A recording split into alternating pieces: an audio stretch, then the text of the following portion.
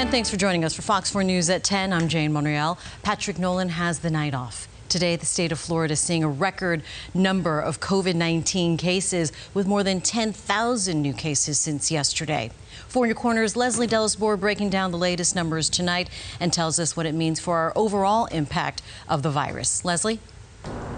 That's right. Today, Florida reported over 10,000 new positive cases. And while that might sound frightening, Robert Hawks with Florida Gulf Coast University tells me that that number is a small percentage compared to the overall population of several million people across the state of Florida. The actual percentages are still relatively low. They've been talking about trying to keep the number of positive cases below the 10% threshold of the population. We're above that now. But these are things that we certainly want to consider. Currently, the younger population is contracting the virus at a faster rate. However, they may be less symptomatic. Early on, we had people that were very sick. They required a lot of hospitalizations, and the numbers were relatively low.